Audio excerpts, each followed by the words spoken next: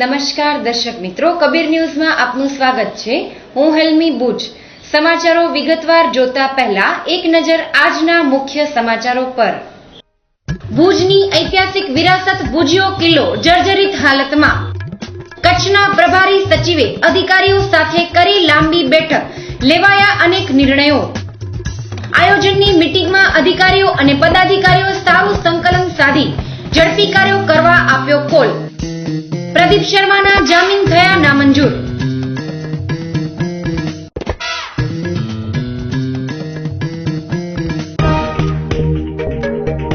હવે દેશ અને દુનિયાભરમાં ક્યાંય પણ કબીર ન્યૂઝ નિહાળો આપના મોબાઈલ પર.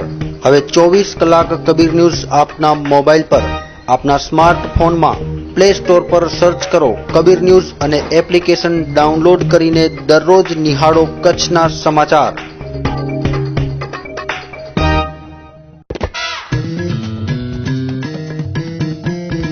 મુખ્ય સમાચાર બાદ આજે આપણે જોઈશું ભુજના રક્ષણ ગણાતા ભુજિયા ડુંગરની જર્જરિત હાલત. ભુજની આ મહાન ઐતિહાસિક વિરાસત દિવસે ને દિવસે જાણે ખતમ થઈ રહી છે, છતાં આ વિરાસતની સાચવણી માટે કંઈ વિચારાતું નથી.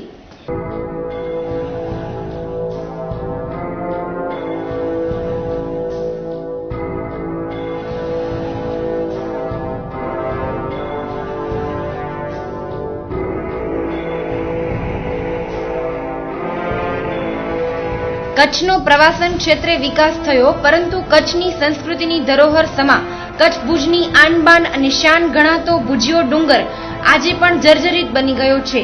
340 વર્ષ પહેલા બંધાયેલા ભુજિયા ડુંગરે અનેક યુદ્ધોમાં કચ્છ રાજ્યનું રક્ષણ કર્યું છે, પરંતુ જર્જરિત થઈ રહેલા આ ઐતિહાસિક કિલ્લાનું રક્ષણ કરવા કોઈ આગળ આવતું નથી. કચ્છ રાજ્યની સ્થાપનાને અંદાજે 450 વર્ષ થયા છે. શરૂઆતમાં કચ્છમાં કિલ્લાઓ બાંધવાની પ્રથા ન હતી, પણ 325 વર્ષ પહેલા રાવ દેસડજીના વખતમાં દિવાન દેવકરણ આવ્યા અને તેમણે સુરક્ષાની દ્રષ્ટિએ કિલ્લા બાંધવાની પહેલ કરી અને તેઓ ફો બિલ્ડર તરીકે ઓળખાયા. ભુજિયા કિલ્લાનું બાંધકામ સંવત 1721માં થયું છે. આ કિલ્લો બંધાયા બાદ અનેક યુદ્ધમાં કચ્છ રાજ્યનો વિજય પણ થયો છે. સાંભળીએ ઇતિહાસવિદ ઉમિયાશંકર અજાણીની વાત. સ્થળોએ જુદા જુદા સ્થળોએ જો કિલ્લાઓ બાંધવામાં આવેલા હોય તો રક્ષણની રીતે ખૂબ જ ઉપયોગી થાય એવું સૌ પ્રથમ વખત દિવાન દેવકરણ શેઠને સમજાયું અને એ પ્રમાણે એણે 1721ની સાલમાં ભુજિયો ડુંગર છે એના પર કિલ્લો બાંધવાનું શરૂ કર્યું. ત્યાર પછી 1730ની સાલમાં મુગલનો અમદાવાદના મુગલ સુબો શેર બુલંદખાન કચ્છ પર ચડી આવ્યો ખંડણી વસૂલ કરવાના બહાને. તે વખતે ભુજિયા ડુંગર પર બંધાયેલો આ જે કિલ્લો જે છે એ ખૂબ જ ઉપયોગી સાબિત થયો અને એના કારણે આ કિલ્લાના કારણે જ શેર બુલંદખાનની હાર થઈ અને તે પાછો વળી ગયો. આ રીતે કચ્છમાં કિલ્લાઓનું બાંધકામ જે છે એ મોટે ભાગે દિવાન દેવકરણના વખતથી શરૂ થઈ અને છેલ્લે ફતેહ મામદનો જે કાળ હતો ત્યાં સુધી આ 18મી સદી સુધી આ કાળ ચાલ્યું. આ તો થઈ ભવ્ય ઇતિહાસની વાત, પરંતુ આ ભવ્ય ઐતિહાસિક વિરાસત હાલ સાવ જર્જરિત હાલતમાં છે, તે જોઈ શકાય છે. એક તો સમયની માર, ઉપરથી 2001માં આવેલા ધરતીકંપ બાદ જાણે આ ઐતિહાસિક કિલ્લો સાવ ધ્વંસ થઈ ગયો છે. તો ભુજિયાની ટોચ પર આવેલ ભુજંગદેવના મંદિર પરથી ભુજની રમણીયતા માણવા અનેક પ્રવાસીઓ આવે છે, પરંતુ ઉબડખાબડ થઈ ગયેલા જર્જરિત ભુજિયા પર ચડવામાં અનેક મુશ્કેલીઓ આ પ્રવાસીઓને થાય છે. સાંભળીએ પ્રવાસીઓની વાત. આ જે ભુજિયો ડુંગર છે એ જે ભુજંગદેવ માટેનું અહીંયા મંદિર છે અને ભુજંગદેવ એ દેવતા કહેવાય છે અને ભુજિયો ડુંગર એ ભુજની શાન છે. પણ કહેવાનું એમ રહેશે કે અહીંયા આવ્યા પછી જે કુદરત માણવા મળે છે, જે પ્રકૃતિનું નિરીક્ષણ કરવા મળે છે એ અદ્ભુત છે. પણ તકલીફ એ છે કે ભૂકંપ પછી આ કિલ્લો એકદમ જર્જરિત થઈ ગયો છે. તો ભુજિયાની નીચે આપણે જે વિકાસ માટેના પગલાં ભર્યા છે એ જ પગલાં જો અહીંયા ઉપર કિલ્લાના સમારકામ માટે ભરવામાં આવે તો વધારે સારું રહેશે. હાલમાં એવું છે કે ઘણા બધા પર્યટકો અહીંયા આવે છે, બહારથી પણ ઘણા લોકો અહીંયા ફરવાના સ્થળ તરીકે અહીંયા આવે છે. પણ ઘણી વખત એવું થાય છે કે અકસ્માત એવા બની જાય છે કે પગથિયાઓનું મરમ્મત થયેલ ન હોય તો એના કારણે લોકો પડી પણ જાય છે, લાગફૂટ થાય છે. પણ એના કારણે શું છે કે જે ડેવલપમેન્ટ થવું જોઈએ એના કારણે ડેવલપમેન્ટ થાય તો આ બધું વ્યવસ્થા જળવાઈ રહે અને લોકો વ્યવસ્થિત આકસ્મિક રીતે બચી શકે. ભુજિયા કિલ્લાની તળેટીમાં ભૂકંપમાં દિવંગત થઈ ગયેલા લોકોની યાદમાં સરકાર દ્વારા ₹155 કરોડના ખર્ચે સ્મૃતિવનનું નિર્માણ થઈ રહ્યું છે. એ સારી વાત છે, પરંતુ જો ભુજિયા કિલ્લાની સારી મરમ્મત કરવામાં આવે તો આ સ્થળ પ્રવાસન ક્ષેત્રે પણ સારી રીતે વિકસી શકે તેમ છે. Bureau report, Kabir news, Bhuj. કચ્છના પ્રભારી સચિવ જેપી ગુપ્તાએ આજે કલેક્ટર ઓફિસના કોન્ફરન્સ હોલ ખાતે તમામ અધિકારીઓ સાથે ગતિશીલ લખપત તાલુકા વિશે ચર્ચા કરી હતી. આજે મળેલી બેઠકમાં ગતિશીલ તાલુકા વિશેના મુદ્દા સાથે સ્વચ્છતા અભિયાન માટે પણ ચર્ચા કરવામાં આવી હતી. જોઈએ એક રિપોર્ટ. કચ્છના પ્રભારી સચિવ તરીકે કાર્ય સંભાળી રહેલા જેપી ગુપ્તા આજે કચ્છ મુલાકાતે આવી પહોંચ્યા હતા. કલેક્ટર ઓફિસના કોન્ફરન્સ હોલ ખાતે સ્વચ્છતા અભિયાન તથા લખપત તાલુકાના વિકાસ સંદર્ભે કલેક્ટર સહિતના અધિકારીઓ સાથે લાંબી ચર્ચા કરી હતી. રાજ્ય સરકાર દ્વારા જે તાલુકાઓને ગતિશીલ તાલુકામાં સમાવેશ કરવામાં આવ્યો છે તે લખપત તાલુકાના વિકાસ અંગે જરૂરી ચર્ચાઓ આ મીટિંગ દરમિયાન કરવામાં આવી હતી. સાંભળીએ કચ્છના પ્રભારી સચિવ જેપી ગુપ્તાની વાત. આજે સ્વચ્છ ભારત અંગે જિલ્લા કક્ષાએ જે કામગીરી કરી છે એ કામગીરીનો રિવ્યૂ કરવામાં આવ્યું અને આ કામગીરીને સતત કેવી રીતે ચાલુ રાખવાની અને વેગવાન બનાવવાની એના માટેના મુદ્દાઓની ચર્ચા કરવામાં આવી. ખાસ તો જેટલા પબ્લિક ટોયલેટ્સ છે, પબ્લિક ટોયલેટ્સને બનાવવા માટે અને એની મેન્ટેનન્સ માટેની જવાબદારી નક્કી કરવા માટે વિસ્તૃત પ્લાન ઘડી કાઢવામાં આવ્યું છે અને સાથે જે ઘન કચરાના નિકાલની જે વ્યવસ્થા છે એ આખા જિલ્લામાં આવેલ બધા ઘરો, બિઝનેસ સાધનો અને સાર્વજનિક જગ્યાઓ દરેકે દરેક જગ્યાએ કચરા ટોપલી મુકાય તેવા પ્રકારનું આયોજન કરવામાં આવ્યું છે. અમારી અપેક્ષા છે કે આ અભિયાન ફક્ત એક અઠવાડિયા કે એક દિવસ પૂરતો સીમિત ન રહીને એ કાયમી પ્રકારની વ્યવસ્થા થાય અને તેમાં કચ્છ એક અગ્રણી જિલ્લો બને તે પ્રકારની વ્યવસ્થા માટે બધા અધિકારીઓને સૂચના આપવામાં આવી છે. લખપત કમનસીબે રાજ્યનો એક છેવાડાનો વિસ્તાર છે જે વિકાસશીલ તાલુકો છે. વિકાસના ઘણા બધા પેરામીટર્સમાં પછાત રહેલું વિસ્તાર છે. આ તાલુકાનો સર્વાંગીણ વિકાસ થાય તે માટે આ ખાસ સમિતિ, કોલગી સમિતિના અનુસંધાનમાં રાજ્ય સરકારે આ તાલુકાના વિકાસ માટે સ્પેશિયલ જોગવાઈ કરી છે અને મને આ તાલુકાના વિકાસ માટેના આયોજન ઘડવાની ખાસ જવાબદારી સરકારે સોંપેલ છે. ત્યારે જિલ્લાના અને તાલુકાના બધા અધિકારીઓ સાથે વિસ્તૃત અમે રિવ્યૂ કર્યું છે અને આવતા દિવસોમાં શિક્ષણ, આરોગ્ય, પાણી પુરવઠા તેમજ વિકાસના બધા ક્ષેત્રોમાં આ તાલુકો કેમ આગળ વિકાસની હરણફાળ ભળે તે માટેનું વિસ્તૃત આયોજન કરવાની સૂચના મેં બધા અધિકારીઓને આપી છે અને અમુક ક્ષેત્રોમાં તો લખપત બીજા તાલુકાઓ કરતાં આગળ વધીને 100% સિદ્ધિ હાંસલ કરે તે માટેના પ્રયત્નો કરવા મેં અધિકારીશ્રીઓને સૂચના આપી. અત્રે ઉલ્લેખનીય છે કે વિકાસની વાતો માટે અનેક વખત વિચારણાઓ થાય છે, ગ્રાન્ટો પણ મંજૂર થાય છે, પરંતુ જે પ્રમાણે કામગીરી થવી જોઈએ તે થતી હોતી નથી. ત્યારે આશા કરીએ કચ્છના પ્રભારી સચિવની આ મુલાકાત બાદ ખરેખર વિકાસના કામોને સાચા અર્થમાં વેગ મળે. Bureau report, Kabir news, Bhuj.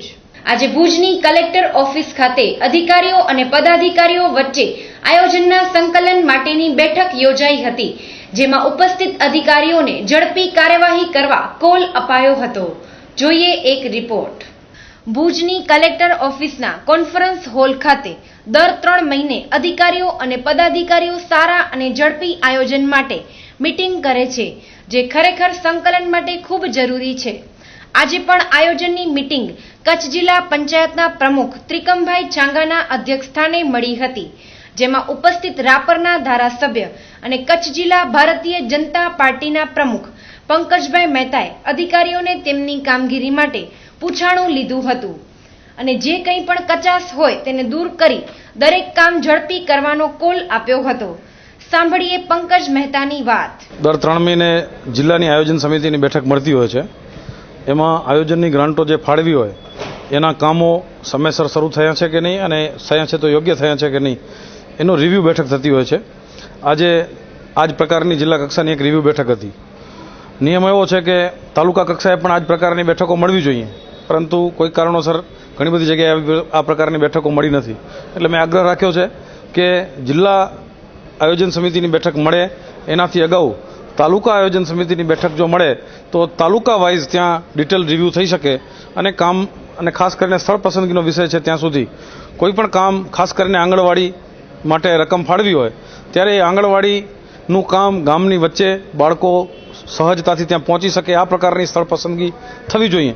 એટલે સરકારશ્રીની જે હેતુ છે એ હેતુસરે એના માટે મારી દ્રષ્ટિએ કોઈ પણ પ્રોપર્ટી જે છે અને આયોજનની ગ્રાન્ટોમાંથી જે પ્રોપર્ટી ઊભી થાય એ પ્રોપર્ટી ગ્રામ પંચાયતના રજિસ્ટ્રે પણ ચડે આ પણ ખૂબ મહત્વનું છે. એટલે આટલા મેં આજની બેઠકમાં આગ્રહ રાખ્યા છે. તો ઘણી જગ્યાએ અધિકારીઓ અને પદાધિકારીઓ વચ્ચે સંકલનનો અભાવ જોવા મળતો હોય છે.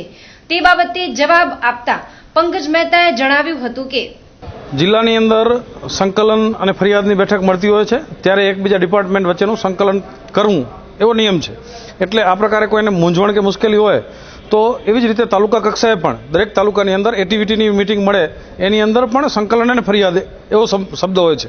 એટલે એકબીજા ડિપાર્ટમેન્ટ વચ્ચે ક્યાંય કોઈ સંકલનનો અભાવ હોય એવા કારણોસર કામ શરૂ ન થઈ શક્યું હોય ક્યાંક એકબીજા ડિપાર્ટમેન્ટની આવશ્યકતા હોય એ પ્રકારનું કામ હોય તો આ સંકલનની મિટિંગની અંદર નિર્ણય લેવાતા હોય છે અને નિર્ણય લેવા જોઈએ એવો મેં આગ્રહ રાખ્યો છે. આજની આયોજનની મિટિંગમાં અનેક મહત્વના નિર્ણયો લેવાયા હતા.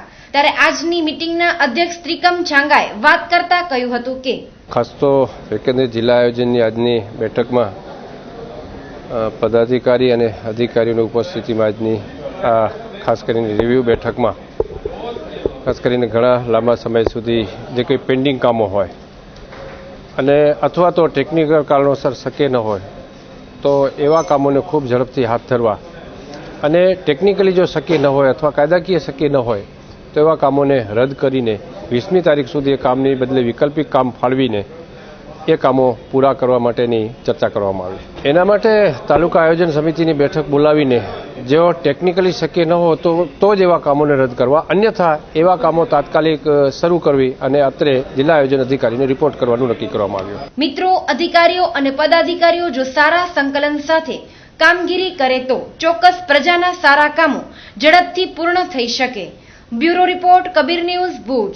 કચ્છના પૂર્વ કલેક્ટર પ્રદીપ શર્મા કેસમાં આજે કોર્ટે વકીલોની દલીલ સાંભળ્યા બાદ જામીન નામંજૂર કર્યા હતા.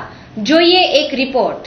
બહુચર્ચિત કચ્છના પૂર્વ કલેક્ટર પ્રદીપ શર્મા કેસમાં આજે જામીન અરજી અંગેની સુનાવણીમાં કોર્ટે પ્રદીપ શર્માના જામીન નામંજૂર કર્યા હતા. વેલ્સપન કંપનીને સસ્તા ભાવે જમીન આપવાના આક્ષેપો તથા પોતાની સત્તાના દુરુપયોગ કર્યા હોવાના ગુના હેઠળ એસીબીએ પ્રદીપ શર્માની ધરપકડ કરી હતી. કોર્ટમાં વકીલોની જોરદાર દલીલો બાદ પ્રદીપ શર્માના જામીન નામંજૂર થયા હતા. સાંભળીએ સરકાર વતી કેસ લડતા કલ્પેશ ગોસ્વામીની વાત. અને જ્યારે તપાસ ચાલુમાં છે એમને છોડવામાં આવે તો એ કદાચ એની બહોળી અસર આ સમાજ ઉપર થાય. આવા પ્રકારના જ્યારે ભ્રષ્ટાચારના ભોરિંગિયા જે સમાજને ભરો લીધો છે ત્યારે કલેક્ટર જેવી જવાબદાર પદ ઉપર બેસીને જ્યારે પોતે ખુદ આવા પ્રકારનું કાર્ય કરે કે જેને લઈને સમાજની અંદર ભ્રષ્ટાચાર વિરોધી લોકો છે એની જે ભ્રષ્ટાચાર વિરોધી લડત ઉપાડવાની આખી એની જે હિમાયત છે એના પર અસર થાય. આ આખું કથન છે અદાલતે પોતાના ચુકાદામાં પણ નોંધ્યું છે. અને જ્યારે વ્યક્તિ આવેશમાં આવી જઈને જ્યારે મર્ડર કરે છે ત્યારે એ ગુસ્સો એનો ક્ષણિક હોય છે, પણ જ્યારે આવા પ્રકારના વ્હાઇટ કોલર લોકો, વ્હાઇટ કોલર ઓફિસરો જ્યારે આવા પ્રકારનો ગુનો કરે ત્યારે with cool and calculated mind પહેલેથી બધું પ્રી પ્લાન મુજબ ડિસાઇડ કરીને ગુનો કરતા હોય છે. એટલે અમારી અદાલતને એવી પણ અમારી દલીલો રહી હતી એસીબીના પાર્ટ ઉપર કે જ્યારે પ્રાઇમરી સ્ટેજે તપાસ છે, જ્યારે અમારે અલગ અલગ જગ્યાએ હજુ અમારે તપાસ કરવાની બાકી છે, એન્ટી કરપ્શન બ્યુરો એજન્સીના અધિકારીઓએ જ્યારે સોગંદનામાઓ દહેશત બતાવી છે ત્યારે તમામ અમારી દલીલોને ધ્યાને રાખી ખાસ અદાલતના ન્યાયાધીશ શ્રી જે.બી. દાદલે આજે 13 પાનાનો ચુકાદો આપી અને એની અંદર શ્રી પ્રદીપ શર્માની જામીન અરજી નકારતો ચુકાદો આજે આપ્યો છે. સરકારી વકીલ કલ્પેશ ગોસ્વામીએ કરેલી પ્રદીપ શર્માને જામીન મળવાથી આ કેસમાં તેઓ બહાર હશે તો પ્રભાવ પાડી શકે તેમ છે. જે દલીલને ગ્રાહ્ય રાખી જામીન નામંજૂર કરવામાં આવ્યા હતા અને પ્રદીપ શર્માને જ્યુડિશિયલ કસ્ટડીમાં પરત મોકલી દેવાયા હતા. તો દર્શક મિત્રો, આ હતા આજના ટીવી સમાચાર. આપ પણ આપની ફરિયાદ, સમસ્યા કે રજૂઆત અમને મોકલી શકો છો. અમે તેને વાચા આપવા જરૂરથી પ્રયત્ન કરીશું, પણ એ માટે અમારું સરનામું નોંધી લેશો. કબીર ન્યૂઝ, 3જા માળે, Shrihari commercial, new mint road, Mahadev gate પાસે, ભુજ, કચ્છ. મોબાઈલ નંબર 9712965565 તેમજ 9978982302. તો દર્શક મિત્રો, આજે બસ આટલું જ. આવતીકાલે ફરીથી મળીશું આ જ સમય આ ચેનલ પર. ત્યાં સુધી રજા આપશો. નમસ્કાર.